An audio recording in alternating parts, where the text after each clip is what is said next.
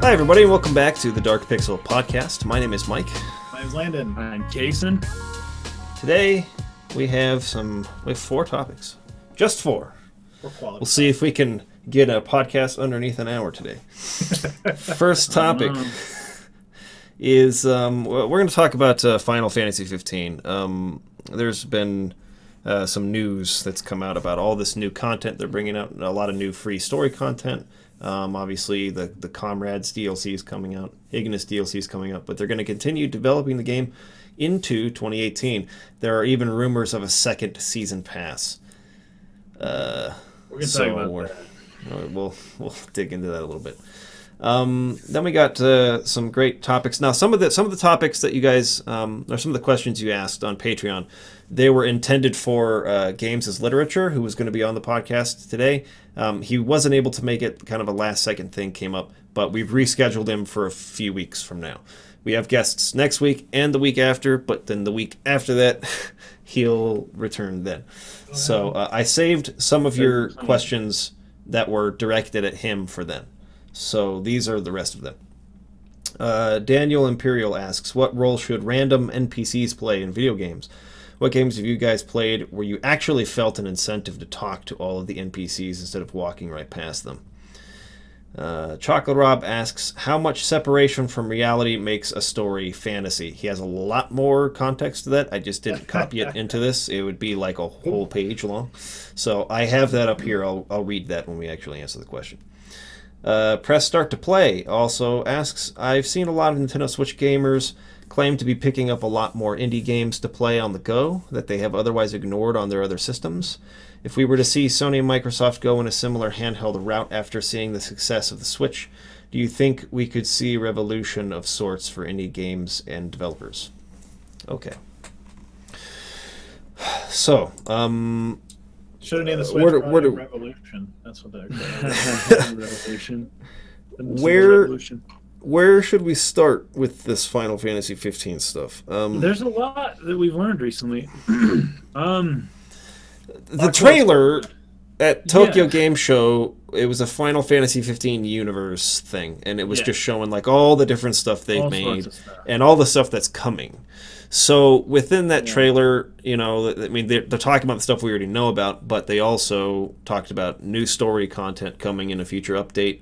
They talked about the Comrades multiplayer DLC coming out, the Ignis DLC, which isn't out yet, and fishing game, like the Monsters of the Deep fishing VR thing. But we've also learned that the game is going to continue being developed into 2018. And that they are considering, I don't know if this is a rumor or if they've said this. Considering a second season pass. Just to pass the buck of blame in case that's not correct, we got this from Nova Crystallis. Find them on Twitter or on their website. And if this ends up being wrong. If you like Final Fantasy, you should be. They're actually really good. We follow them, and anything relevant to Final Fantasy, they're like on top of. So. Yeah. It kind of harkens back to, well, it's not too far. It was just a couple weeks ago, or maybe last week, that there was a GameSpot article that was talking about. It was an interview with one of the executives at Square. Yosuke, it's Yusuke, but I don't know how to say you. I don't know how to say you like you in English. You or Y-O-U. Yeah. Y-O-U is still you. It's not yo. Oh, Y-O-U is yo. Yeah, so it's Yosuke. That's a common Japanese name. Okay. Yosuke Matsuda. He was talking about how, well, I'll just read the quote. Gone are the days in which single-player games were the primary status and multiplayer games secondary. Lately, multiplayer games have taken the lead, and it is standard for games to be designed for long-term play. This was talking about how they've been looking into games as a service, as a model for moving forward in the future with game development. That Square Enix is going to be approaching game design with a mind to generate reoccurring revenue streams. That seems to be exactly what they've done and what they're doing with Final Fantasy 15. And if they were to make a second season pass, that just falls right in line with that line of thinking. It's one of those things where it's like, we're going to continue making things for you and just buy them as they come out, or get some kind of package, like a, you know, the season pass at the beginning, that you can get it all as it comes. But they're like in seasons, almost like TV shows, rather than as just like one product that you get. Yeah. Now, before everyone freaks out. Well, that list, remember that survey that went around? Yeah, it with like 12. There's a lot of stuff on there. Like, And it was like, oh my gosh, that would be cool. That would be cool. Yeah. And maybe even internally, they're like, holy crap, we could maybe do a lot of this. But it would cost money. Yeah, I think the assumption, definitely the assumption, and also maybe the hope, or just the general. It's just the assumption. This is just how things have worked up to this point. But the idea is, if you pay for a season pass, you get all the DLC for an upfront rate. It's interesting that they're like stopping that and saying, "Okay, now there's a new season pass. Here. Yeah, the season is now over. If you want the rest of the DLC, buy the next season pass." Now, it's not like awful. I don't think it's like a shady business practice. I think it actually makes a lot of sense the way that they're doing it. But people like maybe you, Mike, or a lot of other people playing Final Fantasy 15 were hoping to get an Arden DLC, and maybe did not know that if they bought this season pass, that Arden DLC, whenever it comes out, would not be included in the season pass that was purchased. Which that does get a little weird. Is the Arden DLC confirmed? No, it's not confirmed. Not yet. It's if they make it, and a lot of people assume that they're going to make it, and there's been rumors and all that stuff. It's not Square Enix's fault for rumors. I'm just saying the idea of extra DLC coming out. Maybe people didn't realize that a season pass did not include any of that. So I didn't pay very much attention with the marketing materials for the season pass, but sometimes they'll be like, this is what we plan on doing. It would cost this much if you bought them all separately, or you buy the season pass and you save X amount of dollars. Some companies will do that. I don't know if Square Enix did that or not. Yeah, I don't know either. I know for things like but if they did, it would be like, people knew what to expect. Yeah. And they did definitely outline some of the things, like the Prompto, and that stuff came out pretty soon after the Gladio episode. Gladio came out like 3 months after the game came out. We knew all those characters would get their episodes, and then we knew there'd be a multiplayer one, right? Was that like? Did we know? What they had, I remember that what they had talked about like early on was that there would be a multiplayer thing added. There would be the 3 episodes of the other party members, and that a playable Luna was one thing that they had talked about too. Yes, I do remember that too. That seems to have fallen away. I've not heard anything about that recently.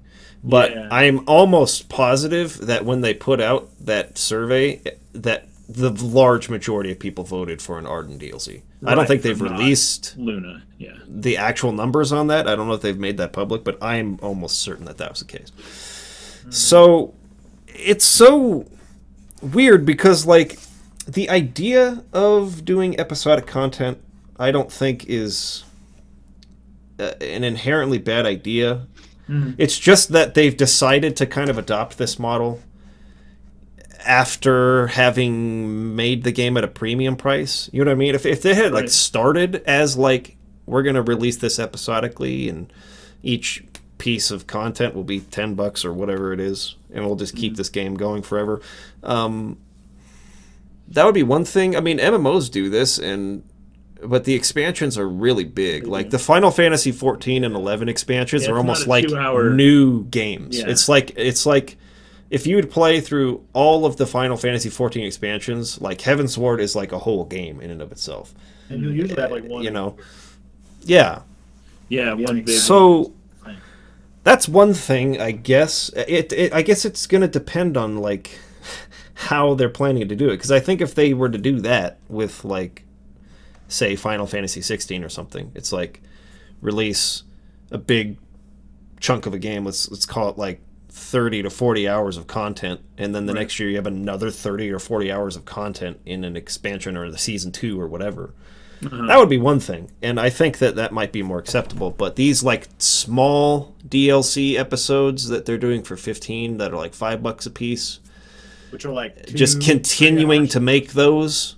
Now, I don't think an Arden DLC would be structured like that at all, because those were telling like what happened to them in the course of the game when they disappeared for a while. Would have to start at a weird place. I would almost feel like that would have to be something more like a large expansion, like a Heaven's Sword or something like that, where it's like almost a full game in and of cost itself. A lot more than, and that may be part of the idea of having a second season pass. Was like, if we're going to do this Arden thing that everyone wants, we didn't charge enough that first time around. Well, that's a good point. Like, you could have the centerpiece thing that's really pulling people in for the next season that excuses it being a whole different thing. And that's what it's like, this is big and different, and then there's a couple smaller pieces that are almost satellites to that larger piece, maybe.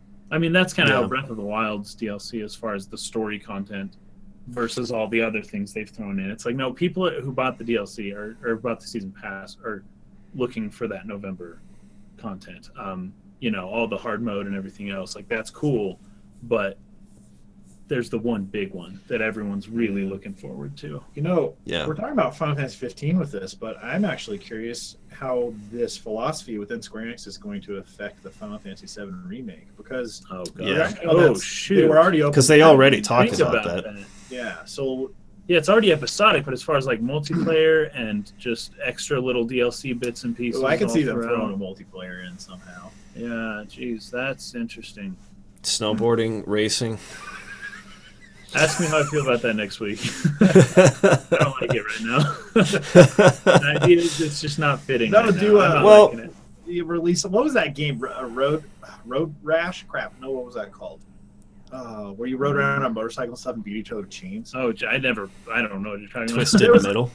Twisted Metal, I think. Was that a PlayStation game? Yeah, Twisted Metal. I remember Twisted Metal. You'd ride around and you try and run people off the road and like smack them with like bats and stuff. That doesn't sound familiar. I tried to do that a little bit with Paperboy for the SNES. Newspapers, and you'd have to like hit things up. Huh. Yeah, but I know that a lot of older Final Fantasy fans, people from our channel, they hear this and they get upset by it. I don't want to. Okay, there's two ways you can look at this, I think. One is that game development is becoming way too expensive. The premium price, we've even talked about this like a number of times on the podcast in the past, that they can either just continually increase the cost of a game to $80 and beyond, or maybe not have as many people developing the game anymore. Well, then that's what I was going to get to, is like, with I guess the industry the way it is, with big publishers, and just like the astronomical cost of AAA game development, I think that they're running into a place of desperation. It's like, these games are so big, they take so long to make, and they're so expensive that they're just doing everything they can, which is why we're seeing loot boxes put into like every freaking game now, even the single player games, and it's just like they're desperate to like have a mega huge 10 million sale. Like, when Square Enix is saying they're disappointed in a game that reaches 3-4 million sales, that's backward. That's crazy. Wrong with that, yeah. So but that's funny though, because then this is where Sony and Microsoft are doing game developers like no favors by pushing 4K so heavily. Like, fidelity. Yeah, it's just insane. So many people, like, 4K has not yet really been adopted on any large scale yet, but they're forcing these developers to have an art department of like 40 people just to like get all the textures so perfect and to get every little detail, and it's like, this is just overkill. You don't need to be doing this. Yeah. So that being said, it's like, I don't want to sit here and like be ignorant to the fact that they've I don't know if it's just greed. Like, there's definitely greed, I mean, for sure, but I don't know if it's just greed is like the only reason. They're just hungry for more money. I think what this signifies more is that just selling the game at a premium price is not enough in most cases for the size. And like what we've been saying, the gaming industry is becoming too bloated. It's too big. It's unsustainable. And so you're seeing them finding every single possible way to milk a little more money out of these things.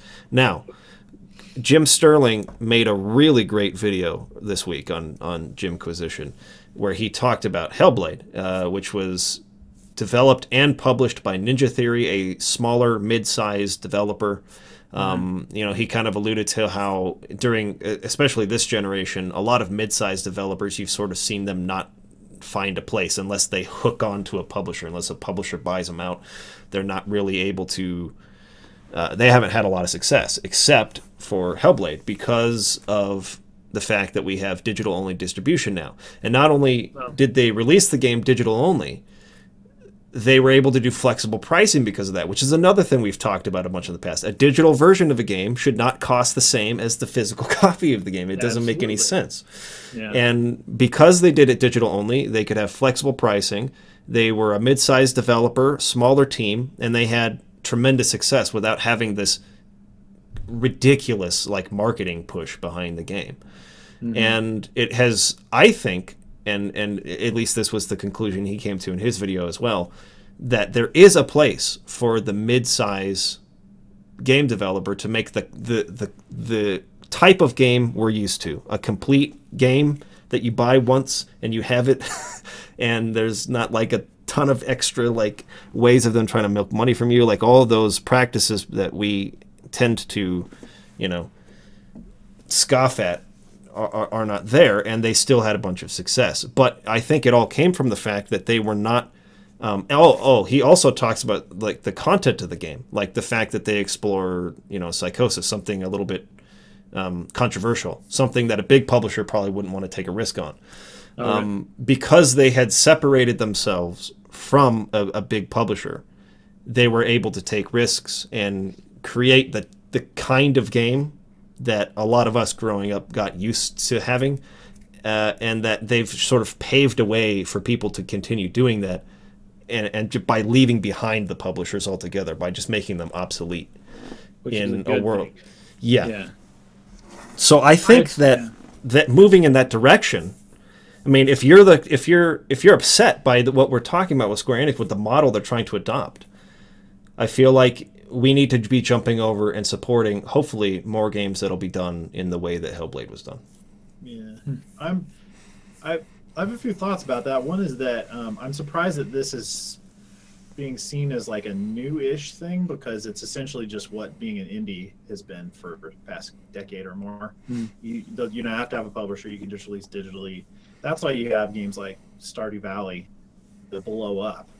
Basically, one dude made it. He got a publisher that obviously has a lot more people working for them. But I agree there's a lot of potential there. But I think companies like Square Enix with Final Fantasy 15 are definitely probably not going to cover that territory ever again. They're too bloated. They aren't capable of it anymore. The way I see it is this is what market saturation looks like. Because like it's like with food, right? It's like everyone needs to eat. And so if you want to make more money as a company that boxes up granola bars or whatever, you get people to buy more expensive granola bars, because people are only going to eat so many granola bars. They're not going to like be like, these are so good, I mean 20 instead of like 10. It's like, well, but if you bought some that were the value of 20 granola bars, but in one only 10, you still only ate. Anyways, you're working with your margins, right? And I think with video games, one way they can do that is like people generally only have so much time to play like video games in like a given day, but stretch that out over like a year, and people have like a large chunk of time that they're willing to allocate. But like traditionally, like with like, for example, a game like Hellblade, that can only occupy so much of that time. And you could release another game and occupy more time, or you can take the momentum you already have, do little tiny add-ons, little incentives to come back, and then stretch your game out so you're getting a bigger slice of the pie, so to speak. And if people feel like the time value is there, then like they're going to pay for it. Yeah. So I understand the temptation there, because I feel like we're at market saturation for AAA development. I don't see it growing very much more, at least in the space that Final Fantasy tends to occupy. I think we see like some like MOBAs and things like that. But actually, MOBAs are totally saturated as well. It's crazy, and that is what there was. I can't believe I didn't think of this before. There was a quote from a higher up at Sony, like today, with IGN, and he was saying, "No, like we have no plans for a Vita successor." Yeah, he said they're out of the handheld market. Because he's like, because it works in Asia, but like it doesn't work anywhere else, and everyone has phones, and we're not going to compete there. And then he said, and this is what I think is interesting, he said, the Switch is not taking business away from the PS4. In fact, if anything, might be contributing. And that is where you have companies like Nintendo that have a blue ocean business model versus red ocean. Horizon. Their whole thing is there's new people out there. Let's go get those people. Yeah. And then red ocean is I want a bigger slice of the same group of people. Yeah. And so what we see with a lot of like games as a service and stuff, I see almost as red ocean in a lot of ways. Like these people are there. I want to capitalize more of their time. So I'm going to find a way to do that versus do something way out of left field, way different, like something like the Switch, like what Nintendo's doing. But obviously that's why Square Enix would be interested in publishing on the Switch. Right, because it's an additional. That way. And that's the funny thing where it's like with the Switch, you know, very few people, I think, would own an Xbox One and a PS4. But to own a Switch and a PS4, that's not as weird. Right. Like, that actually kind of makes, like, a little bit more sense because the Switch, it's just a whole... It's different. Not just another dedicated game console. Yeah, unless you like Halo. There's no reason to have Xbox. Anyways. There's one other thing about Final Fantasy, though, being split into multiple pieces. So I think what you said fits very well as far as people who are concerned with, like, you know, gameplay in general and what they're getting. As far as like that base thing has to be something you can iterate on, and if it's not, then exactly, it's not interesting. And that's what kind of my point is that if you're a fan of maybe like, you know, a good story in a game, this model actually is very bad. It's very damaging, and that's why Final Fantasy 15's initial story when the game came out is like, okay, let's wait 2 years and then maybe we'll get all the pieces to actually find out what maybe happened during the course of this game. You don't actually get a story the way that maybe a story should be told, or at least the way the stories have been told in the past. You get these weird little side pieces, and that's why this happened. Oh, this dude's motivations made no sense. Okay, now it makes sense a year later because this 2-hour thing came out. So I see what you're saying, and I think it's because it's disproportionate to, like, you have a giant, massive, obvious centerpiece, and then tiny little blips that are adding on that are like an hour or two. Yeah, I think, and if those are integral to the story, I think like Telltale's approach, because they do episodic, but everything's like the same proportion. So it's just the next game going. It's like chapter 1, chapter 2. Yeah. And if that's planned ahead of time like that, because I don't like season 2 of almost anything.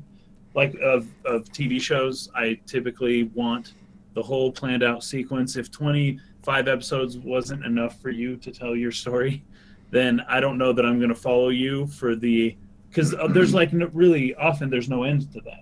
Like even with TV, Telltale, where it's like, when will they end? Well, they'll end when it stops selling. Because if it's still selling, they're going to keep.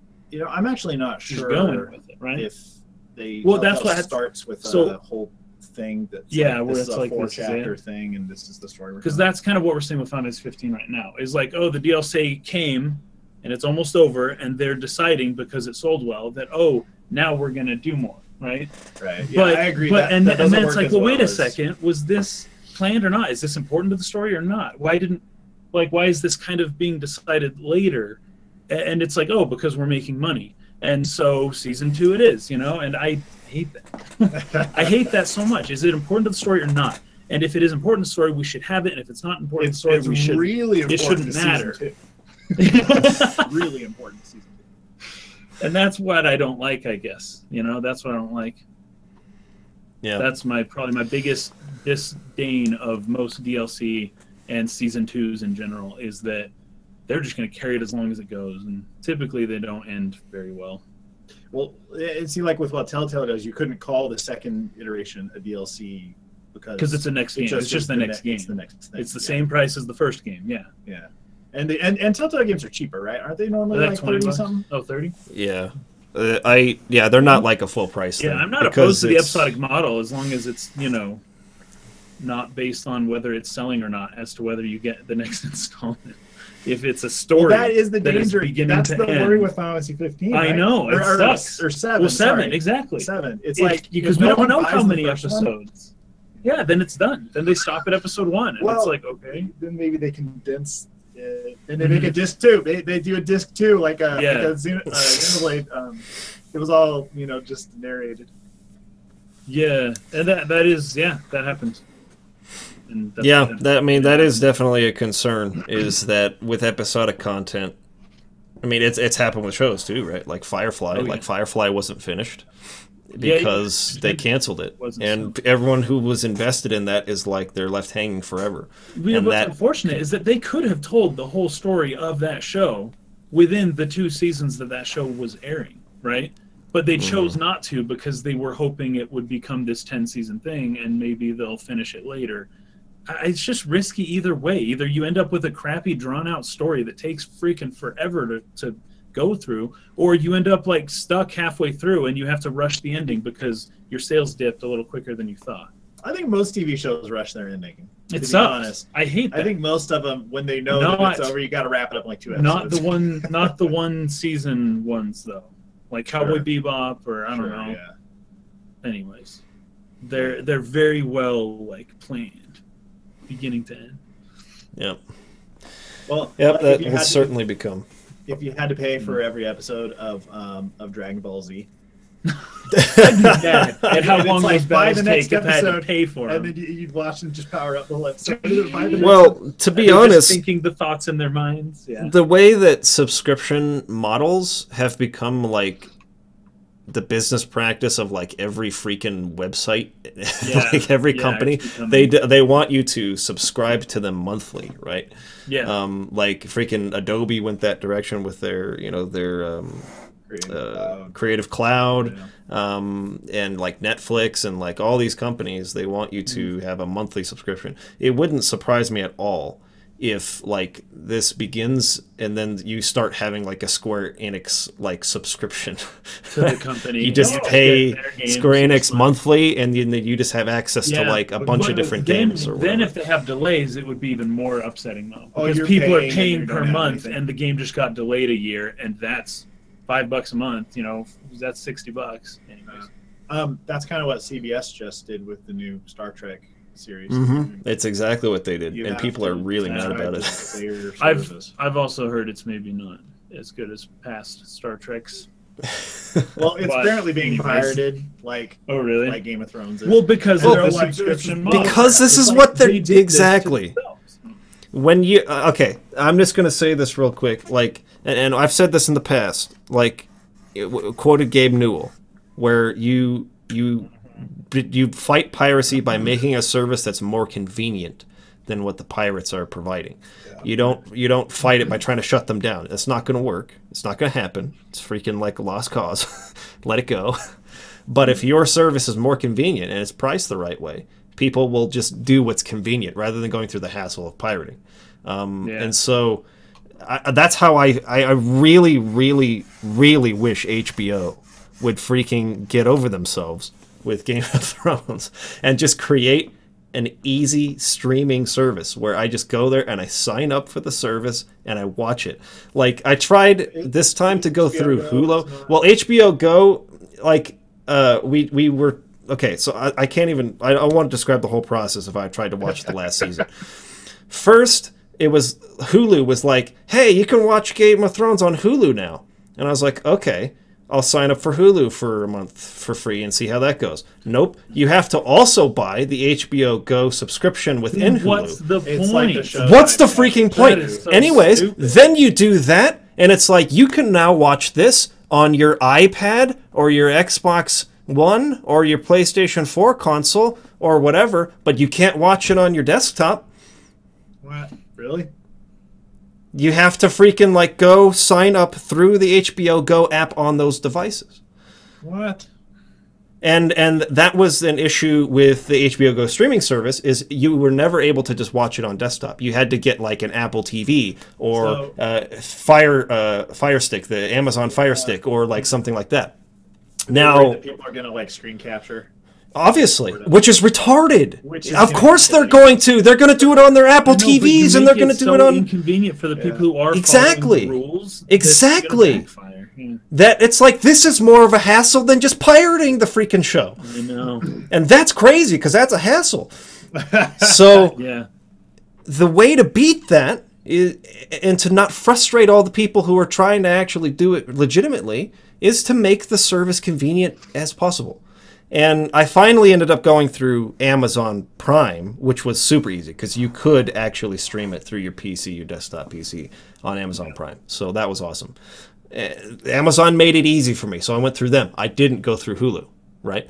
And this is what people, I think, all of these publishers really need to take to heart, is that they're fighting so hard against something they can't beat anyways, that they're just making the experience terrible for all the people who actually want to support them.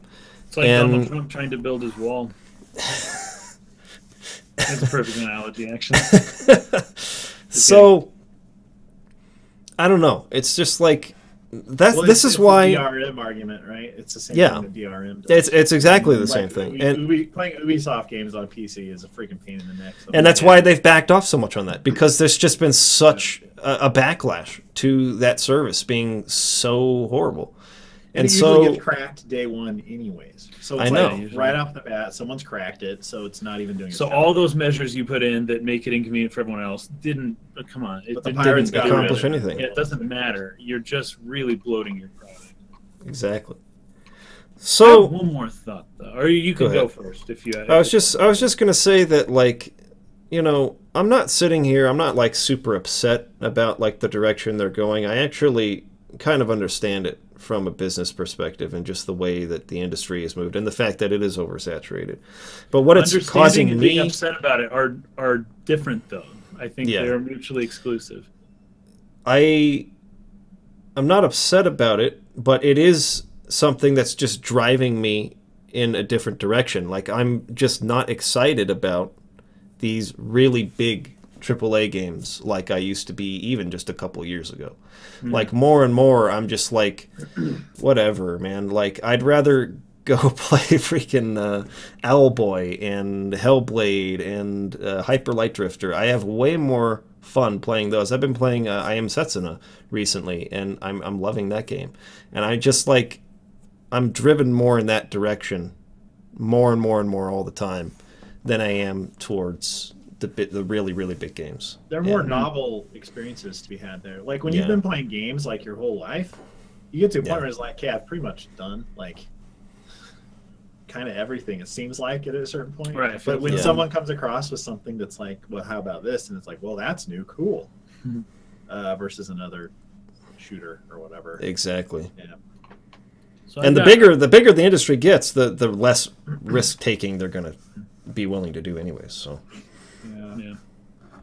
So with Final Fantasy 15 having like an online mode, I think this affects like their future game development for what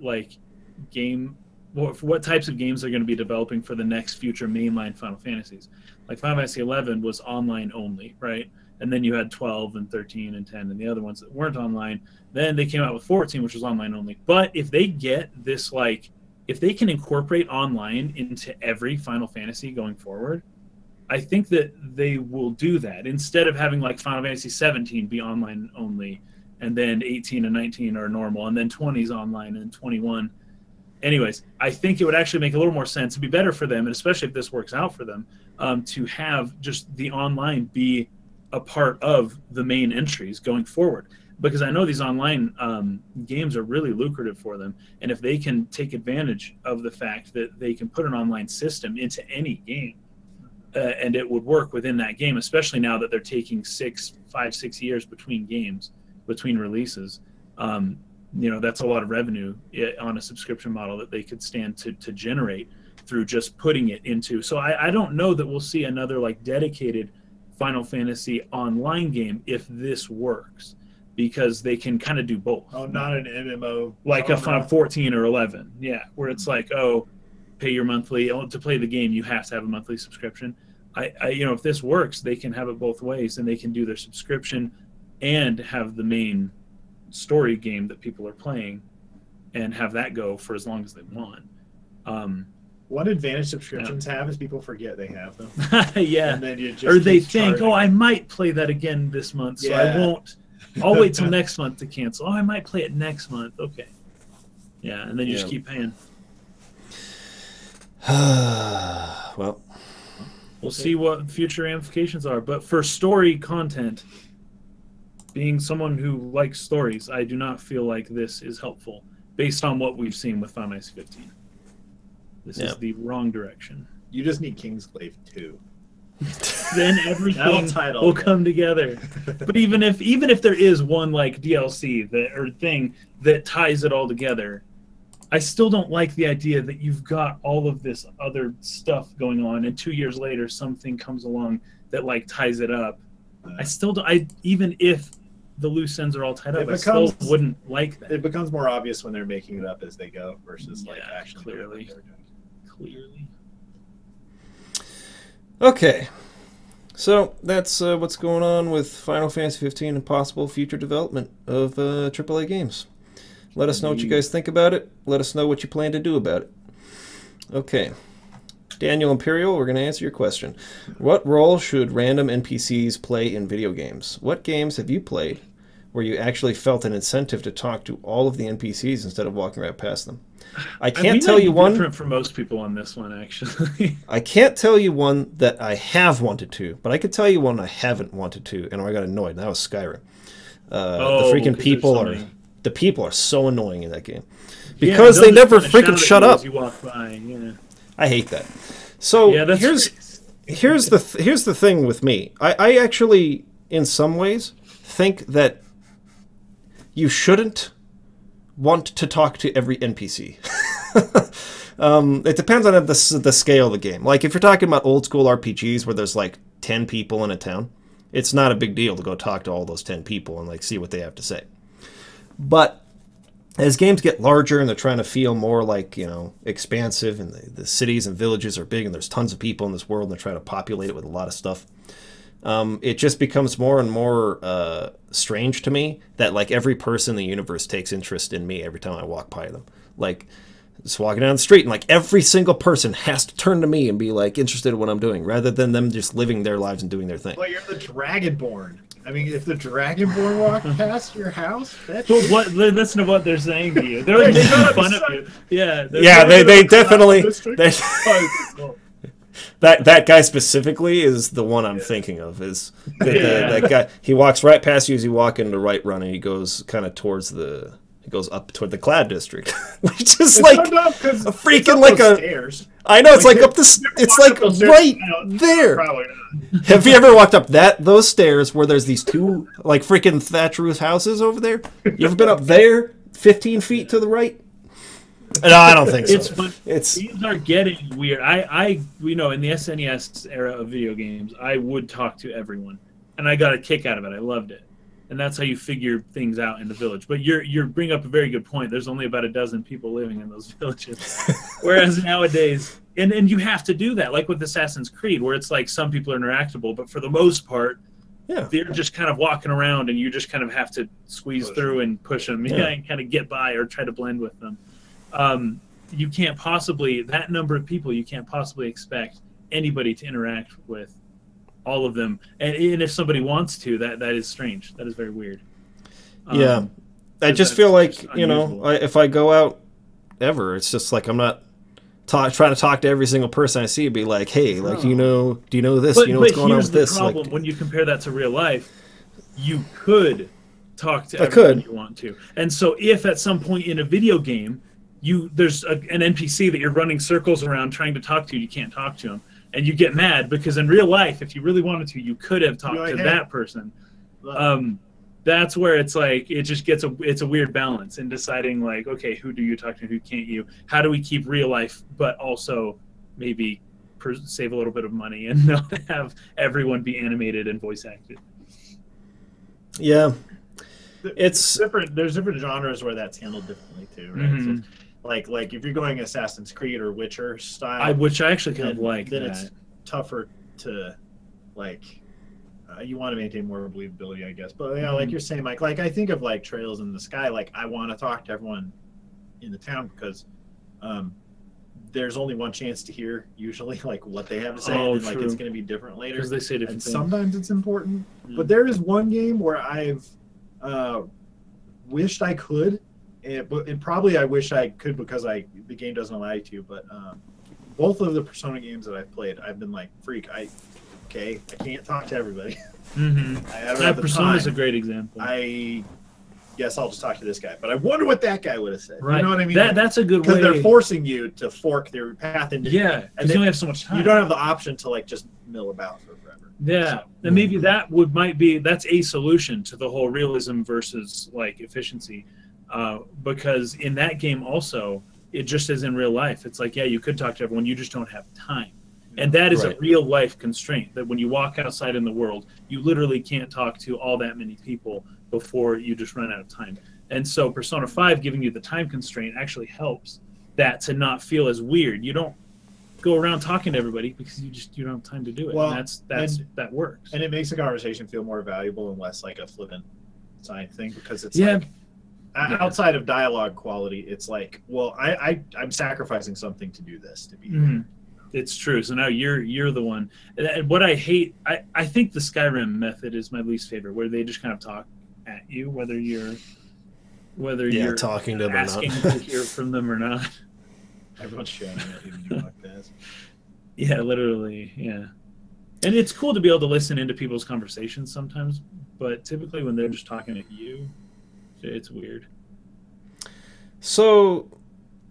But I have had incentive to talk. Going back to the question, I have felt incentive to talk to all NPCs, just not in any modern game, not in anything lately.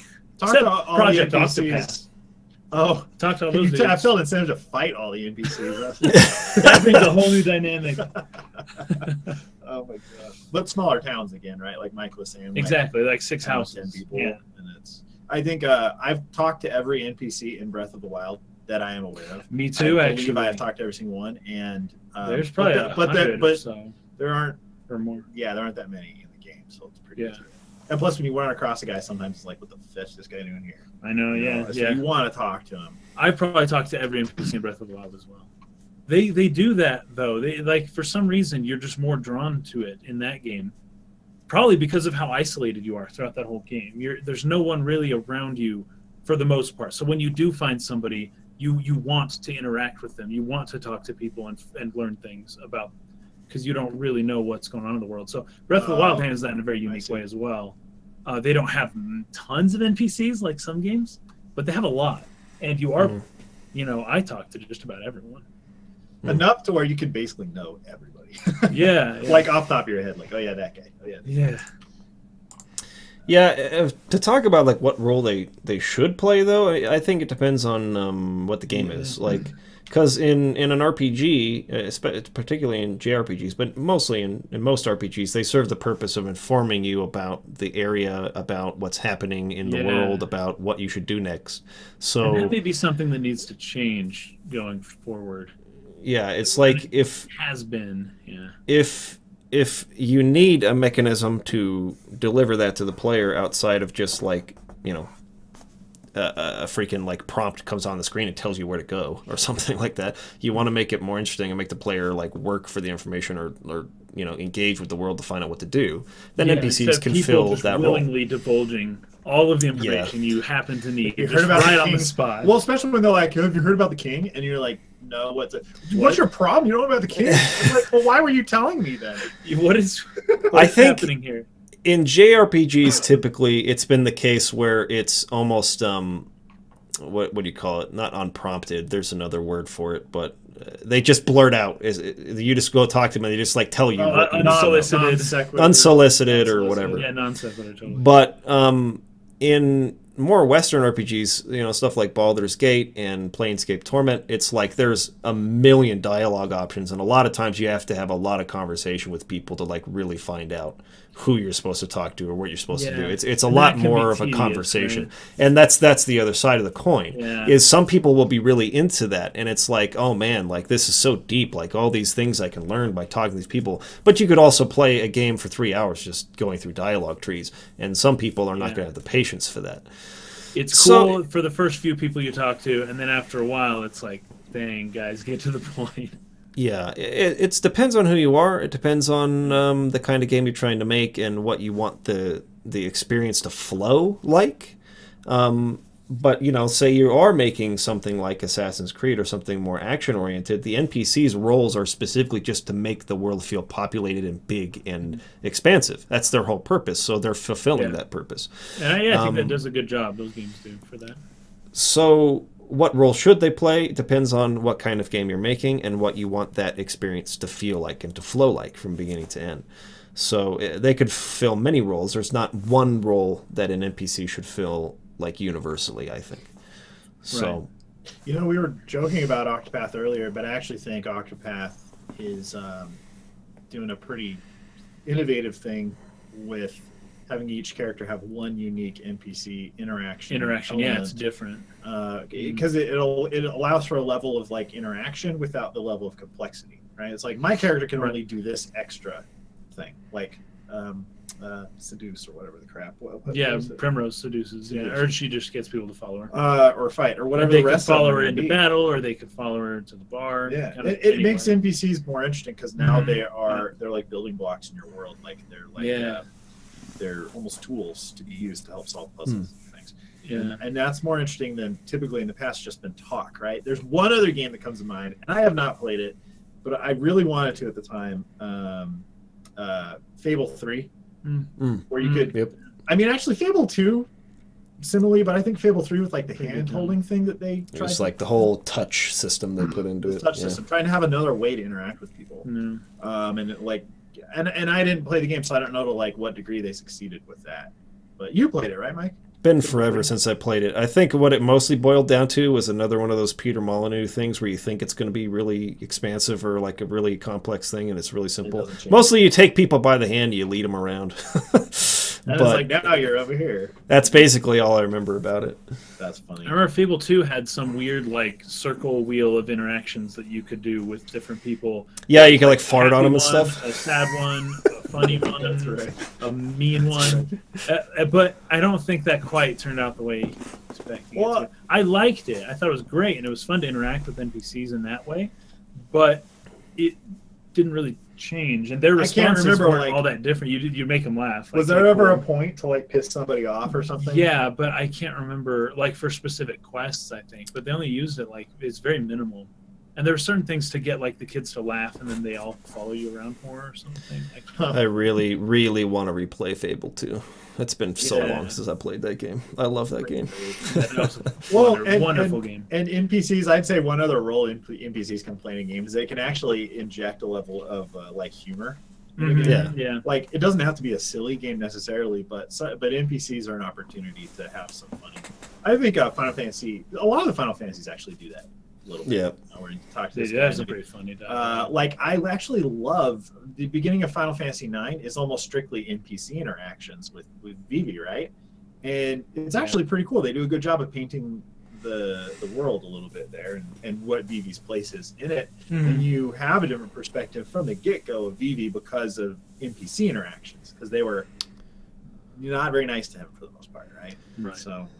It's just too bad I don't have time to play Triple Triad with every single person I come across in real life. Oh my gosh. Not Triple Triad, that's Final Fantasy VIII. What was it called in 9? Tetra Master. Tetra, that's one for 9, yeah. Tetra Master. I hate Tetra Master so much. I got pretty good at it, gotta say. I suck at it. That's why I've never actually been able to like get past that part in Trino. Yeah. Because you got to play the game, and I don't want to play that game. Oh crap! I actually was watched Mike's Final Fantasy IX review recently, and again, I guess, And somebody was ripping on people who stopped playing the game at Trino and was like, "Are you serious? Who would stop there? It's not even that hard." Oh my gosh! I remember it was actually pretty. I had a hard time with it, so it's because I need to get good though. So. I get good, man. Well, I think people misunderstood what I was saying there. It was like people assumed what I meant was the game's hard, and so like some people can't get past it.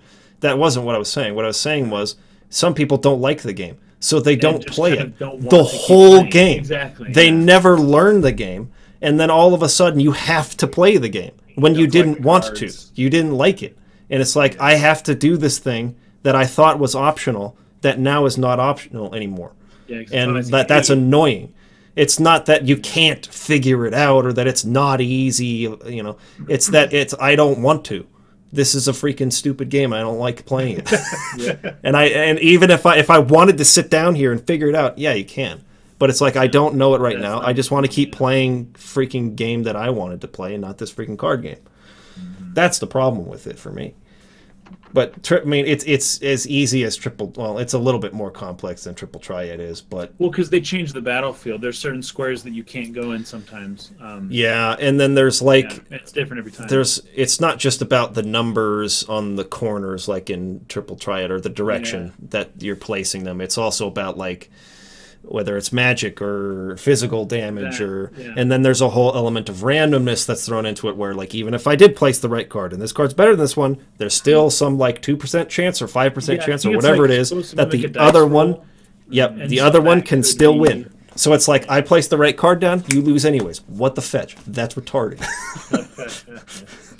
So, anyways, I've been very unlucky in Tetramaster, and that's happened to me on a couple of playthroughs where I'd be playing the game and I should have won but didn't win, and that's real frustrating. But a lot of people never experience that because, like I said, it's supposed to be a low percentage chance, but it's happened to me a couple times. So, okay, let's move on to. Chocolate Rob's question here. This is actually a pretty extensive one. Basically, it's how much separation from reality makes a story a fantasy story. Now, in Discord, or reality or a fantasy based in reality. So, see, that's kind of what the discussion was based on. So, Hat 89 and Chocolate Rob were debating this. He says he and I were having a discussion on fantasticality. Shut up! It's totally a real word. I argue that the plot of Final Fantasy XII is pretty mundane, where the fantasy elements can be swapped for real-world analogs quite easily.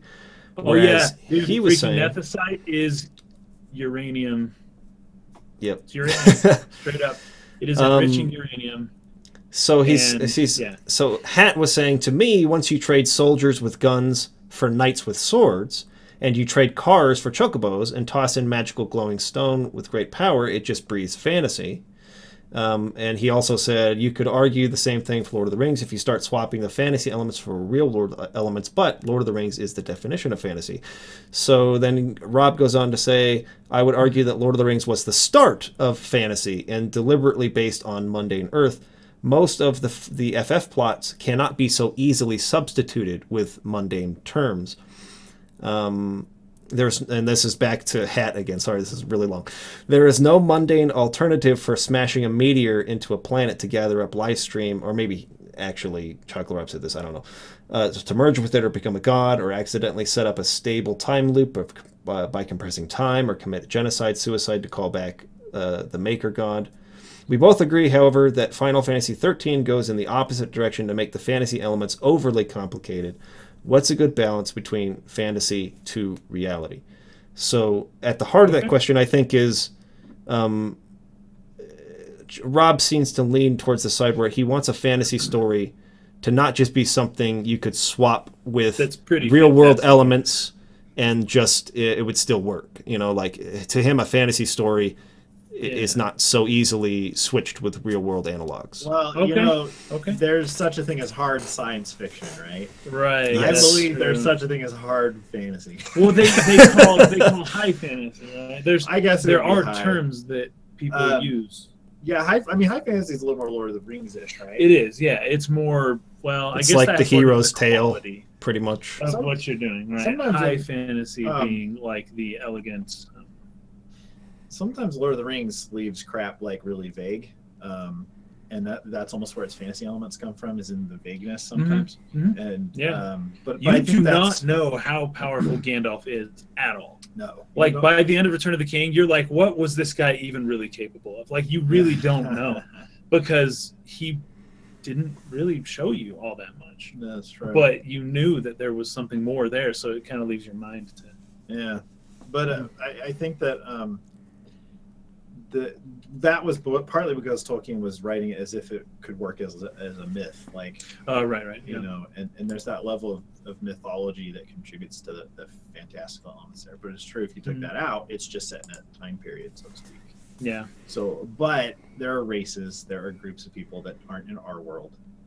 That's why I think Harry Potter is still fantasy, right? Because they're talking about groups of people and methodologies and things that, while you could say this is a gun and not a wand or whatever, it's still, I think the fantasy comes in how you explain things. The science fiction comes in how it explains things. Why can you do this? Well, because these are our reasons. It's not unobtainium. Star Wars is a fantasy because their explanations are freaking, you know, fantastical. Yeah, and then Star Trek is sci-fi because its explanations are grounded in somewhat sort of explainable crap. Right? Sometimes, the idea at least is like the idea of warp drive versus the idea of light speed in Star Wars. Right? You're right. Yeah. Like light speed is not at all trying to be scientifically accurate.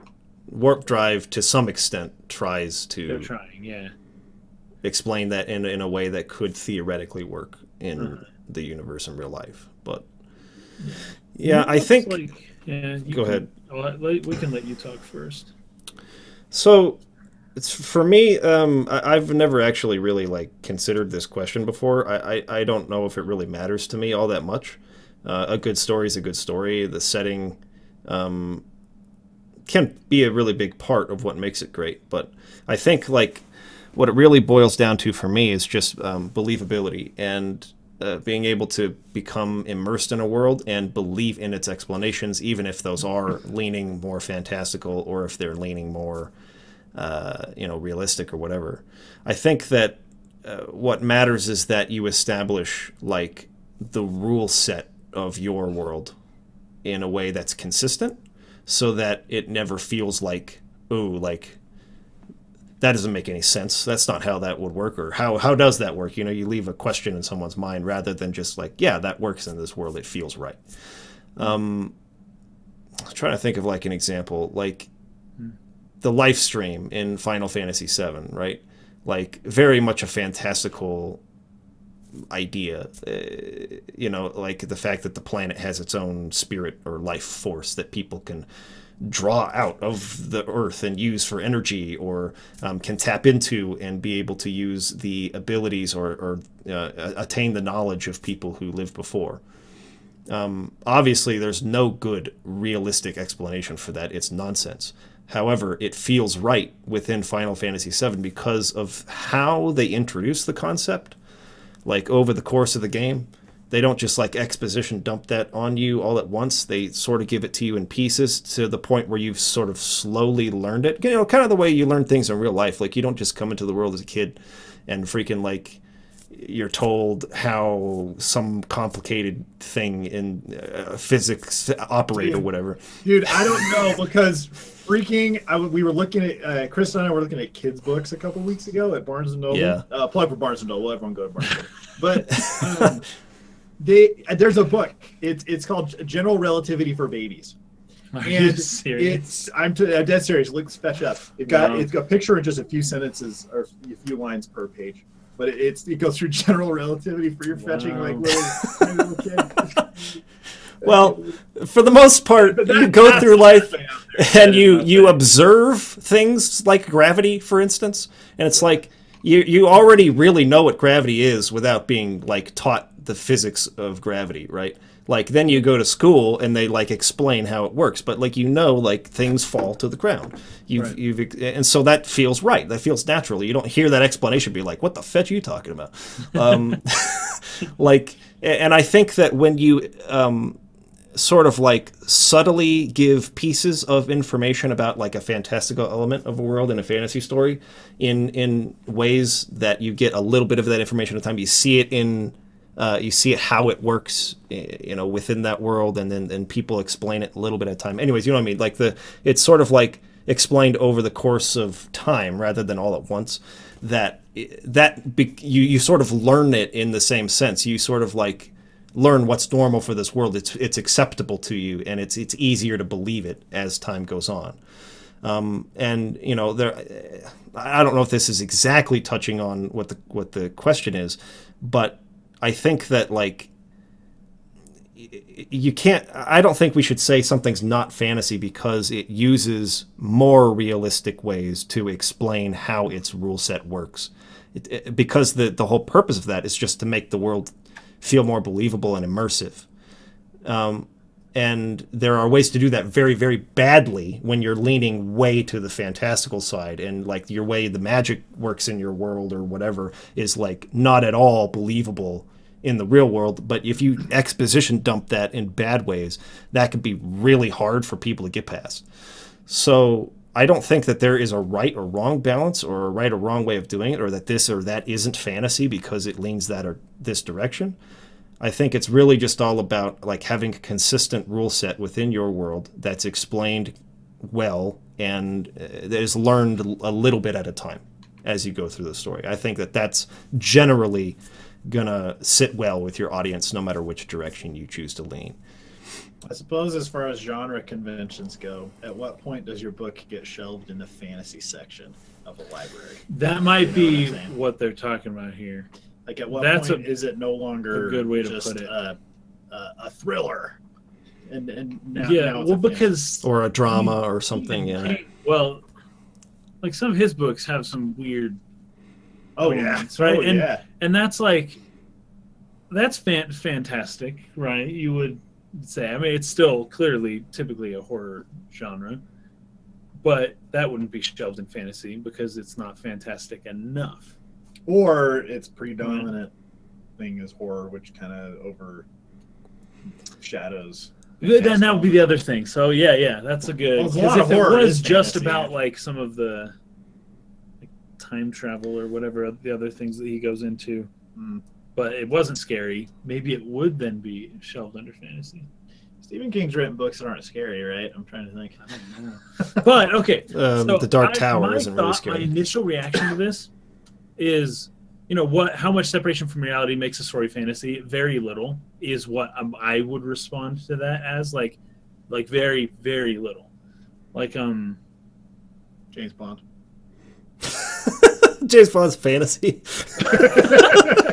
What does James Bond do? That's probably sci-fi. He's got an invisible car. Okay, Moonraker, but that is sci-fi because none of that what I consider. None of what James Bond is, despite the fact that most of what he does is impossible.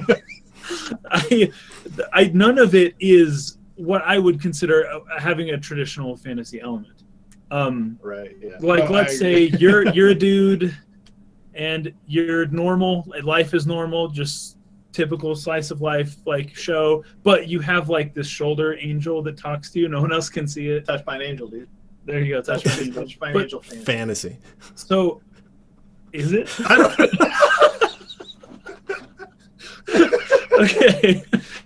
But that's not early edition. Early edition. Oh, you remember that show? Yeah, because he would get the news a day ahead of time. Newspaper. Yeah, and that was like, John Cusack, right? No, it was the dad from Super 8.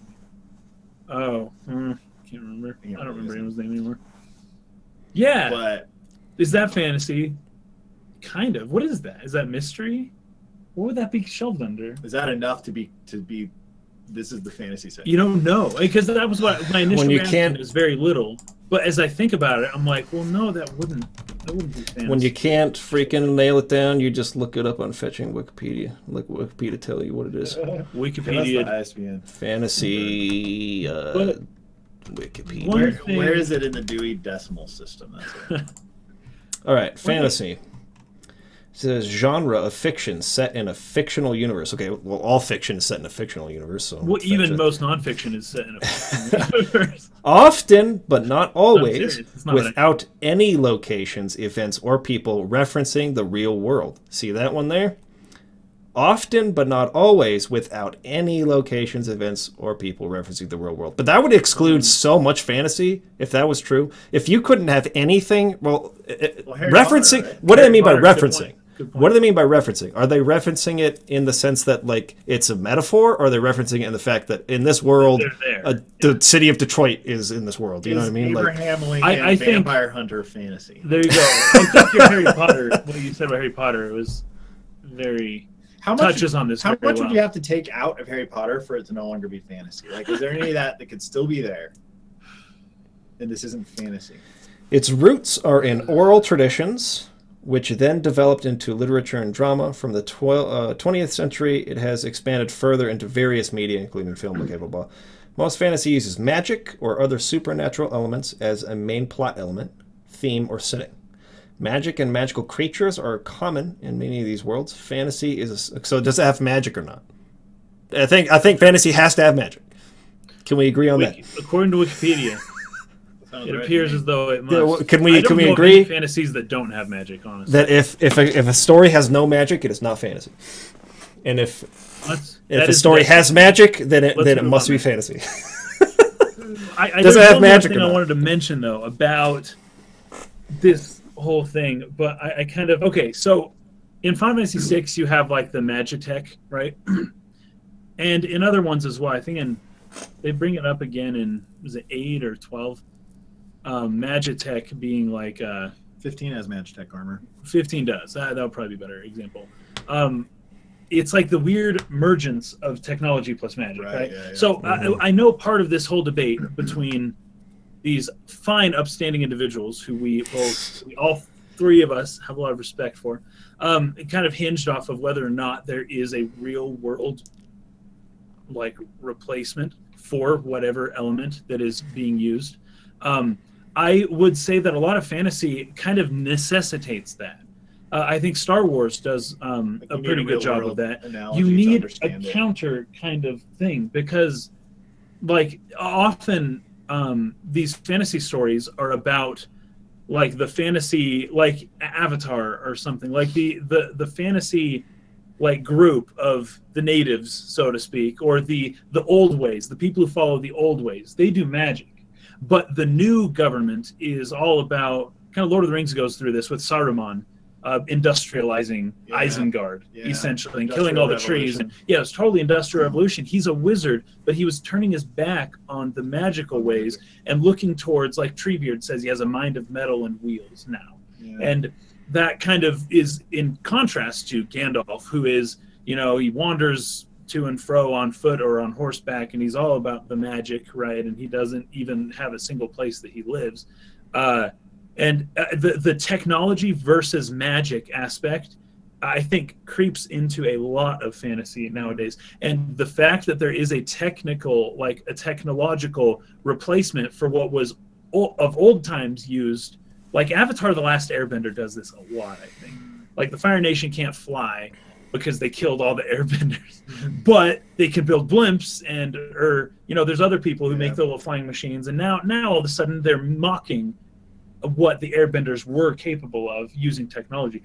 And I think that is kind of the whole idea of it, that the fact that there's a technological replacement for what was of old could only be achieved by using magic is seen as like a mockery.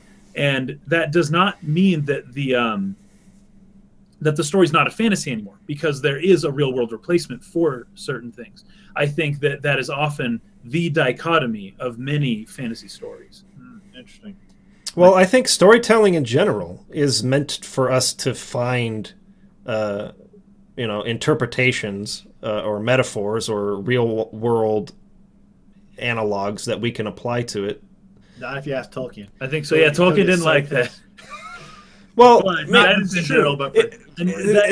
there are specific ones he didn't like. But like, why are you writing a story if the person's not supposed to glean something from it and like feel inspired in their own life, or feel like, oh yeah, like I can apply this to myself somehow.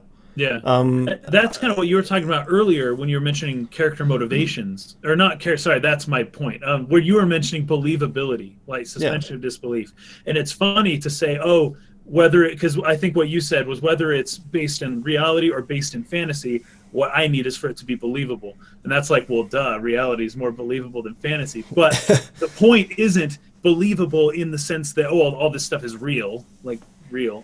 The point is like characters having believable motivations, or the world having a believable reason for why it functions the way it functions, and that is completely not respective of whether or not it's based in what in reality or not. You can have a totally fantasy world. The human mind is very capable of understanding a fantasy world and making the connections of how it works relative to how their world works, and being able to suspend their disbelief and move forward and have a believable world that's set in fantasy. That is like not outside of the question. Yeah. But that's it. You got to have the believable character motivations. The characters need to act believably. Otherwise, you just told a poorly told story, I would say. But yeah, and I feel like the whole reason for telling stories is to like sort of like inform people about, or either inform or bring up a question for the reader, audience, whatever, to think about, like how do you act? What is moral? What isn't? Like these are all applied to the audience's actual world, their actual like sphere of influence. They think about how this applies to them. So that's what is interesting about the Wikipedia definition of fantasy, talking about having the roots of deep mythology from a long time ago, and because that was how most mythologies did answer some sort of question. They weren't just there just because. They weren't just entertaining stories.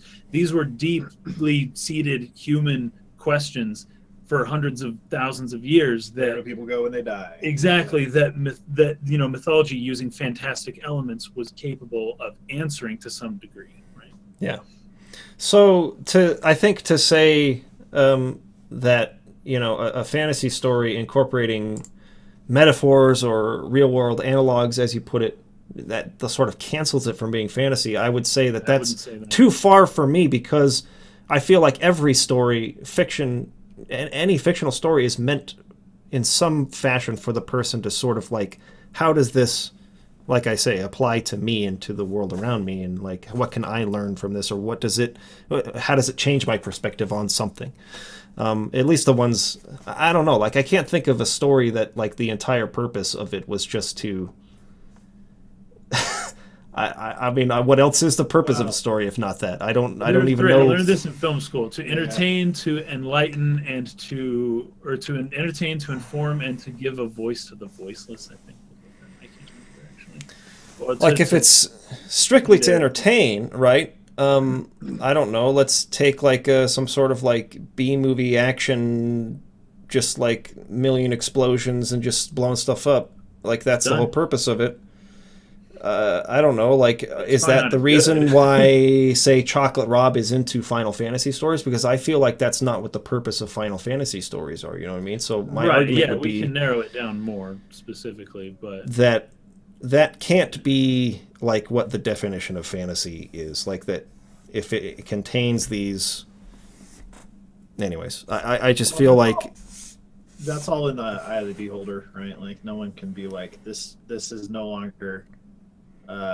what I set out to make it as, because somebody else was able to look at it differently, But I do think that it would sound as if my interpretation of that would be that the intent of the author, maybe, I don't know, but that you could easily still have somebody who wants to say nuclear weapons are bad in their story in fantasy, and that would make it not fantasy. That doesn't make any sense. Right.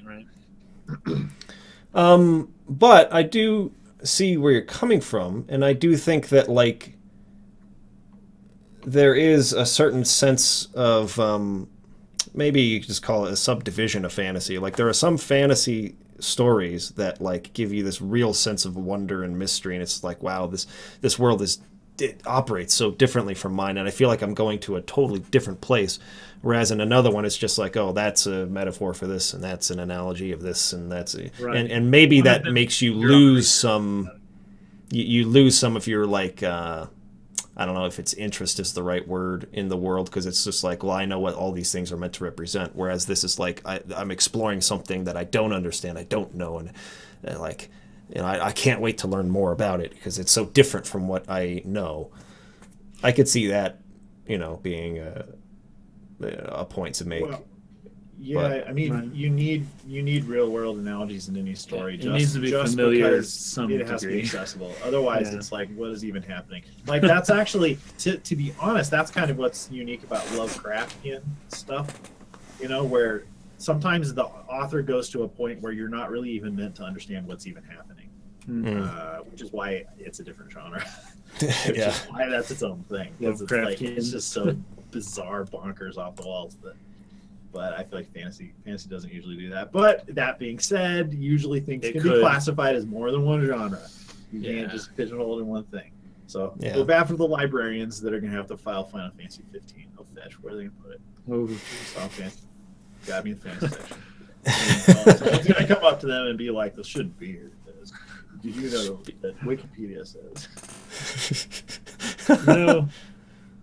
Yeah, I'm not sure that we answered the question super well, but we didn't really draw a line other than like magic, right? Magic is It's got to have magic. the universal thing fantasies have to have. But you know, this is honestly, to some people maybe have a lower threshold than others. I don't know that there really is an answer to a question like this. Actually, you know, that's a good point, because sometimes, while it's fun to explore boundaries with things like that, oftentimes these boundaries are defined by people that are trying to be more exclusive than inclusive. And sometimes that kind of colors the conversation from the get-go. And I'm not saying anything about Had A Nine or Chocolate Rob, but sometimes people are like what we always come back to, like, this is punk music, this is not punk. Yep. This is fantasy, this is not fantasy. It's fun. like, it's why the genre alternative is freaking useless. Oh, absolutely. Because it doesn't tell you anything at all. Even pop is kind pop of useless. is also pretty useless. It's just popular, right? It's like, okay, music. That is popular. Okay, that's pop. If it's popular, it's pop. So it's sometimes it's fun to have these discussions, but at the same time, you know, don't take it too seriously, I guess. Right.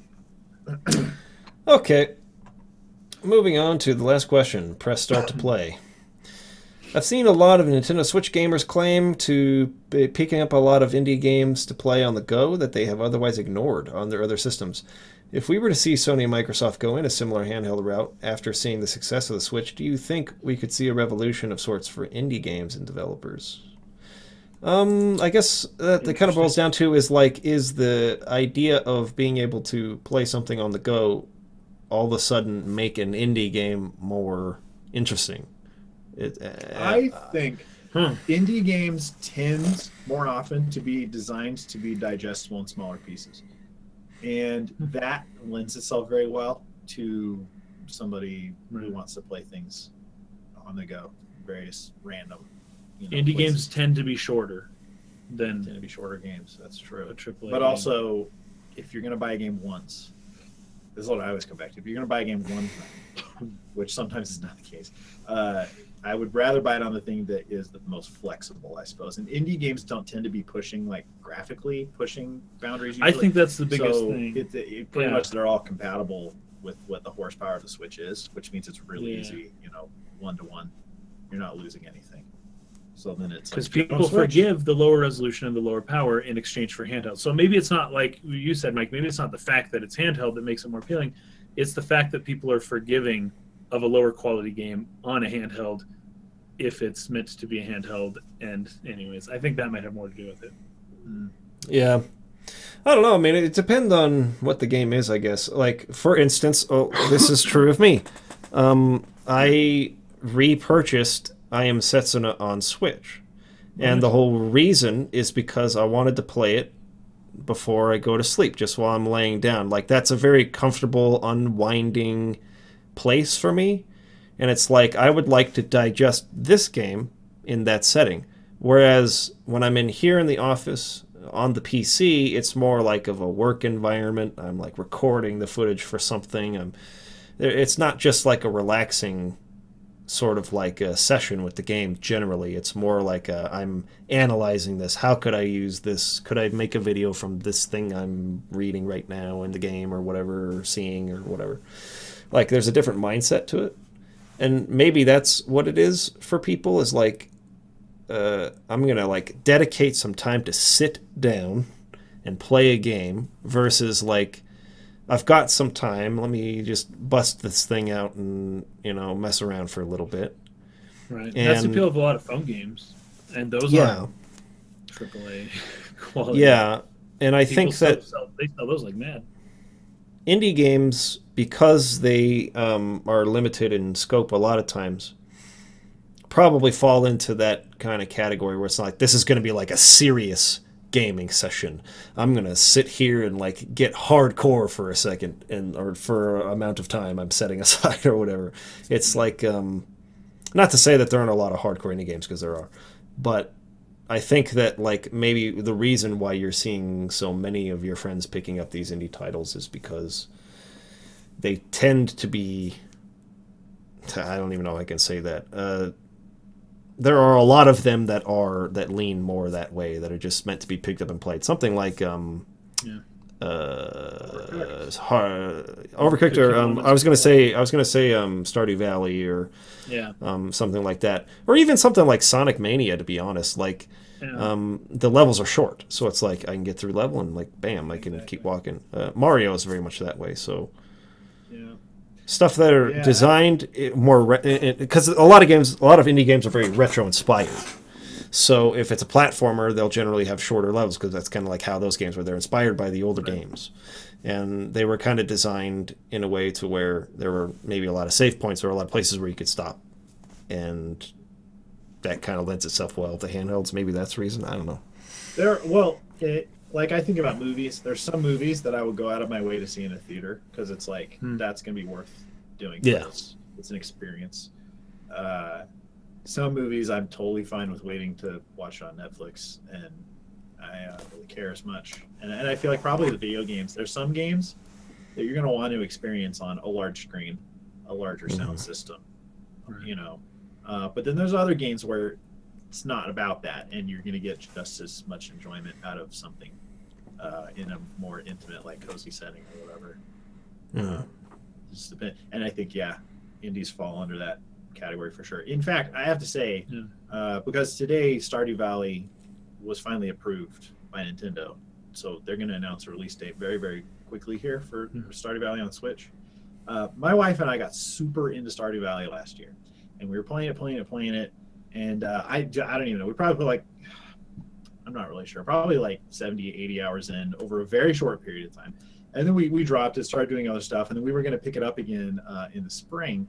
And we both were like, you know what? Like, we read that it was going to come out on Switch. So we actually have postponed continuing to play it to wait to buy the Switch version. Because you won't be able to transfer that file. Yeah, we don't want to put it. Yeah, we don't want to put that time into something. But she, sometimes gets a little bit of downtime, like at the shop she works at or whatever, she could just bust it out for just a little bit, and it's like, freak, okay, well, we'll buy it. So I'm gonna purchase Stardew Valley again, because it's worth it to me. I think I also know that I am not alone in that, because I follow the Stardew Valley subreddit, and there's a lot of people that have been saying, oh yeah, I quit playing specifically because I wanted to continue playing on the Switch. Which kind of speaks a little bit to like what Nintendo saw there with what the Switch could be potential wise, that like there's a demand for that. There's a demand for that. So I felt it. Maybe. According to Sony, though, they're not going the handheld route, or at least not the handheld console hybrid thing. They don't really see any value in what Nintendo's doing with that at the moment. Find that interesting. That's what they're saying. See if it continues being true. It may well not be true. Sony's one of those companies that literally makes everything. So if there's a thing to make, Sony has a version of it. Why aren't they making it? So like that wouldn't be. They'll do something. Okay, well, that's the end of our topics for today. Thank you for watching, everybody. We're gonna have some great guests. on in the coming weeks. We'll let you know through Discord and on Patreon about who we're having, and so that you can think of like good questions for that specific person. Like next week, for instance, we're having Pat Holloman, I think his name is Holloman. I might be getting that wrong, but he runs the website. I'm forgetting the name. Game Dev Forum. That's the one. You should look into it. He does these. Well, he writes ebooks, but he puts like I don't know if it's condensed versions of them or whatever. Not really condensed. Like they're still really long. But he breaking down, sort of reverse engineering a bunch of really awesome retro games: Super Mario World, Final Fantasy VII, Final Fantasy VI, tons of others. He's really good. I'm going to be reading some of his ebooks during the course of this week, at least the one on Final Fantasy VII. But he'll be on next week, so look into his website, the Game Design Forum, read some of his stuff, come up with some good questions for him. The following week we'll have Matthew Dyson, I think is how you pronounce it. And he runs a channel where he analyzes music, video game music, and it's really, really great. I will put links to these things in the description so that you guys can have a convenient way of looking them up and thinking about stuff. But then the week after that, we'll have... my brain is not working. Oh, my goodness. I'm so tired, dude. Games as Literature? Games as Literature will be on the following week. So that channel will also be in the description. Check all three of those sources out. Those will be our next three guests for the next 3 weeks, and think about cool stuff that you'd like us to talk about with those people. Till then, thank you for watching, and we'll see you again next week. Peace out.